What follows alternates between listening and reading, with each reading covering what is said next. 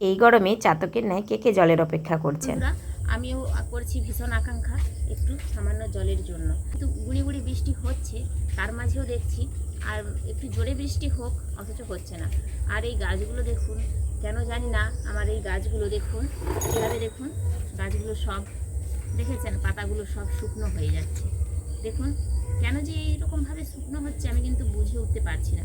কিন্তু দেখুন পাতাগুলো সব শুকনো হয়ে যাচ্ছে। এই কয়েকদিন আগে লাগিয়েছিলাম এই পিস লিলির গাছটা, আপনাদের সামনে তো সেই ভিডিওটা তুলে নিয়ে এসেছি। দেখেছেন গাছগুলো কীরকমভাবে শুকনো হয়ে গেছে, দেখুন পাতাগুলো সব শুকনো হয়ে যাচ্ছে।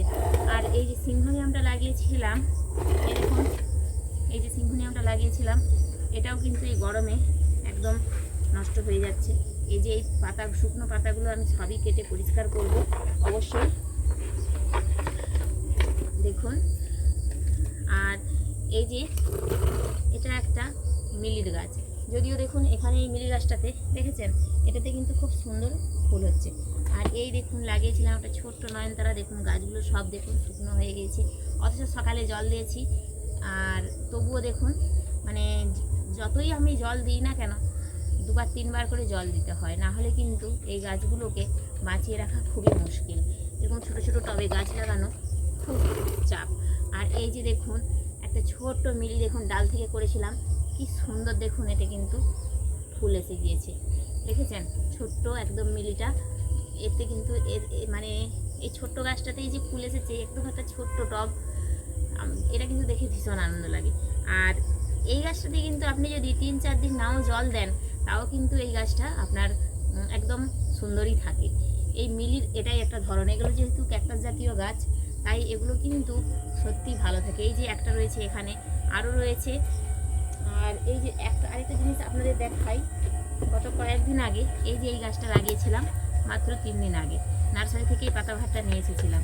কিন্তু দেখুন কেন জানি না পাতাবাহারটা, এই পাতাগুলো শুকনো শুকনো হয়ে গেছে। মানে এই পাতাবাহারের পাতাটা তো মোটা, কিন্তু দেখছি আজকে আমি হাত দিয়ে পাতাটা পাতলা হয়ে গেছে। অথচ দেখুন মাটিটা কিন্তু সম্পূর্ণ ভেজা, এই দেখুন মাটিটা সম্পূর্ণরূপে ভেজা, তারপরেও কেন এটা হচ্ছে আমি কিছু বুঝতে পারছি না। যে রসচাপ তাও না, কী যে হচ্ছে, এই গরমে কিন্তু গাছগুলোকে বাঁচিয়ে রাখা ভীষণ কঠিন। এক জলের জন্য অসুবিধা হচ্ছে, আবার যদি একটু বেশি জল হয়ে যায় তাও কিন্তু খুব অসুবিধা হচ্ছে। তাই গাছ করতে গেলে কিন্তু আমরা খুব বড় একটি সমস্যার সম্মুখীন হচ্ছি। জানি না এই সমস্যা থেকে কীভাবে বেরোবো।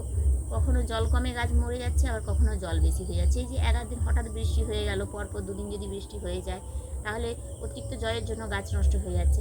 আবার এই যে এখন প্রতিটা গাছে, এই যে গাছটায় সকালে জল দিয়েছি, বিকেলে জল দেওয়া হয়নি, দুপুরে দেখুন গাছটা কিন্তু ঝিমিয়ে গিয়েছে। দেখুন এই যে এই গাছটাতেও দেখছেন একবার মাত্র জল দিইনি, দেখুন এখানে টমেটো গাছটাও ঝিমিয়ে গেছে। আর এই যে দেখুন শাক গাছটা, আর এই যে দেখুন ধুতরার গাছটা, দেখেছেন কীভাবে ঝিমিয়ে গিয়েছে। এরকম প্রতিটি গাছই কিন্তু ঝিমিয়ে যাচ্ছে। যে করব কিভাবে যে গাছগুলোকে বাঁচাবো সেটাই আমি খুঁজে পাই না। তবে এই যে ক্যাকটাসগুলো, এগুলো কিন্তু লাগানো খুবই ভালো। আর এই অ্যাডিনিয়ামেও কিন্তু আপনি যদি প্রতিদিন না জল দেন, আপনার গাছটি কিন্তু খুব সুন্দর থাকবে, আপনার কোনো চিন্তা হবে না অ্যাডেনিয়ামটাকে নিয়ে। এটা কি গাছ আমি ঠিক নাম জানি না, গাছটা কিন্তু একেবারে দারুণ লাগছে, দেখেছেন। আর দেখুন এখানে এই গরমে বটের চারাটাও কিন্তু আমার এখানে সুন্দর হচ্ছে। আর এই যে দেখুন একটা নয়নতারা, বললাম না এই ছোটো ছোটো নয়নতারাগুলো প্রতিদিনই জল, সকালে জল দিয়ে আপনি যদি দুপুরে না জল দেন, তাহলে এই গাছগুলোকে নিয়ে কিন্তু মুশকিল। প্রতিটি নয়নতারায় এত জল চায়, আমি কিছু খুঁজে পাচ্ছি না। মানে এই দেখুন এটা একটা ক্যাকটাস, এটার কিছু হবে না, 3 দিন যদি নাও জল দিই কিছু হবে না। কিন্তু এই যে দেখুন শাক গাছটা ঝিমিয়ে গেছে, দেখুন এই যে ছোট্ট একটা শাক গাছ, অথচ টবটা কিন্তু ওর তুলনায় অনেকটাই বড়, তারপরেও দেখুন শাক গাছটা পুরো মরণাপন্ন অবস্থা। গরমে এই গাছগুলোকে বাঁচিয়ে রাখা সত্যিই ভীষণ কষ্টের। তবে এই যে দেখুন এই যে রাবার গাছটা, কি সুন্দর লাগছে না? এই রাবারটা কিন্তু সত্যি আমি কয়েকদিন মাত্র কিনে নিয়ে এসেছি, লাগিয়েছি। এটা আমার খুব শখের গাছ, ছোট থেকে এই গাছটার ভীষণ শখ ছিল। আমরা যখন স্কুলে পড়তাম, আমাদের স্কুলের ধারে এই রাবার গাছ লাগানো থাকতো, এবং তার বেদিতে আমরা বসতাম, রাবার গাছের গোড়ায় বেদি করা থাকতো, এবং সেটাতে বসতাম, খুব ভালো লাগতো। তাই সেই তখন থেকেই আমার ইচ্ছে, সেই ছোটোবেলার থেকেই, যে একটা রাবার গাছ করার। আর সেই ইচ্ছেটা এখন আমার পূরণ হয়েছে।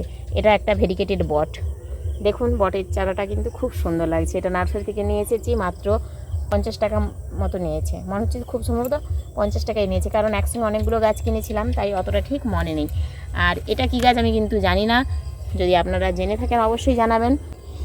আর এই যে দেখুন, এই যে হাইব্রিড নয়নতারা, এটাতে কিন্তু অসাধারণ ফুল হয়। আর এটা স্থলপদ্ম লাগিয়েছি।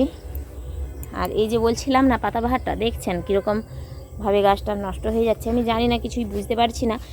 এই গাছটায় এগুলো নিয়ে এসেছি 50 টাকা করে। দেখুন গাছগুলো কীরকমভাবে যে নষ্ট হচ্ছে, আমি কিছু বুঝতে পারছি না কেন নষ্ট হয়ে যাচ্ছে। তবে গরমের সবথেকে সুন্দর ফুল কিন্তু এই যে দেখুন, আমার বাগানে রজনীগন্ধা। একটা স্টিক ফুটেছিল, এটার এখন শেষ স্টিকটা। দেখুন এই স্টিকটার ফুল শেষ প্রায়, এই ডোগাটা একটু রয়েছে। আর এই স্টিকটা দেখুন, দুটো স্টিক, এই যে দুটো স্টিক, এই স্টিকটায় ফুটেছিল, এই স্টিকটা এখন আপাতত আর নেই। এই স্টিকটায় দেখুন মাত্র দুটো ফুল, আর এই স্টিকটায় দেখুন এখনও রয়েছে কত ফুল ফুটছে। সন্ধ্যের সময় কিন্তু আপনার বাগানটা পুরো গন্ধে মম করে। চলুন এবার ছাদে যাওয়া যাক। এই বৃষ্টির সময় এই যে দেখুন কয়েকটা লাউয়ের দানা নিয়ে এসেছি, এগুলো ওই ছাদ বাগানে লাগিয়ে নেব, তার জন্যই এসেছি। দেখুন ছাদ বাগানে এখন আমার কিছুই গাছ নেই, তবু এই যে কয়েকটা মাত্র গাছ দেখেছেন। আর এইগুলো ধরেছিল, ঝিঙ্গাগুলো দেখছি কেন জানি না সব নষ্ট হয়ে যাচ্ছে। এদিকে দেখুন একটা ছোট ঝিঙে ধরেছে। আর এই যে আমার হাতে আছে লাউয়ের দানা, এই দানাগুলোই লাগিয়ে নেব।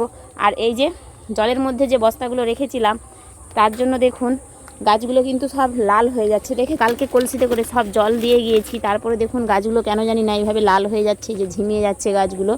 তো এখন তো আজকে বৃষ্টি হবে, তাই আমি এই যে দেখুন কয়েকটা দানা নিয়ে এসেছি, আর এই দানাগুলো এর মধ্যে লাগিয়ে নেব। এগুলো আমার বাগানেরই লাউয়ের বীজ, আমি রেখে দিয়েছিলাম। ওই যে ওইখানে আমার নিচের ওই যে বাগানটা, ওই যে লেম্বু গাছের ওইখানেই, ওই যে লেম্বু গাছগুলো দেখতে পাচ্ছেন। আর দেখুন ওইখানে যে কয়েকটা বস্তা দেখা যাচ্ছে, ওইখানটাতেই কিন্তু আমার বাগানটা। আর আমি এই যে এইখানটা দিয়ে যাই। আর ওই যে কাকুদের বরজ পাশে, আর এই যে কাকুদের কামিনী ফুলের বাগান, আর এই যে এটা হচ্ছে জুঁই ফুলের বাগান, এই যে দেখছেন। আর তারপর কামিনী ফুলের বাগান, তারপরে ওই যে লেম্বু গাছ আর সুপারি গাছ। বাঁদিকে সুপারি গাছগুলো আমার খুড়শ্বশুরদের, আর ডান দিকে যে কয়েকটা মেহগনি গাছ রয়েছে, লেম্বু গাছ, ওইখানটাই আমার বাগান। আর তারপরে রয়েছে আমাদের ঝিল, ওখানে খুব বড় ঝিল। আর সেই ঝিলে আমাদের অনেক জমি দেওয়া রয়েছে। ওপর থেকে একবার আপনাদের নিচের উঠোনটা দেখিয়ে দিলাম। এখানে এখন জানি না চিচিঙার গাছগুলো তো চিচিঙা হবে কি না, কিন্তু দেখুন ঝিঙেগুলো কিন্তু ভালোই এসেছে। ওই দেখুন ঝিঙেগুলো, ঝিঙের একটা একটা করে কিন্তু ঝিঙের গুটি ধরছে। এই যে কিন্তু পচে যাচ্ছে কেন জানি না, নষ্ট হয়ে যাচ্ছে। এই দেখুন প্রচুর ঝিঙের গুটি ধরেছে। আর এইখানটায় রয়েছে যে চিচিঙার গাছ, আর এখানটায় রয়েছে কুঁদরির গাছ। কুঁদরির গাছটাও হবে না আমি কিন্তু ঠিক বলতে পারছি না, দেখেছেন। আর এই দিকে দেখুন রয়েছে ড্রাগন গাছগুলো, দেখছেন।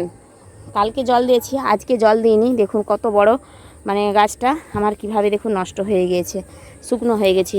এই দেখুন মাটিটায় যে শুকনো হয়ে গেছে, তার জন্য দেখুন গাছগুলো পুরো নষ্ট হয়ে গেছে। আর এখানে জল দেওয়ার ভীষণ সমস্যা, আমাকে নিচ থেকে জলটা তুলে নিয়ে আসতে হয়।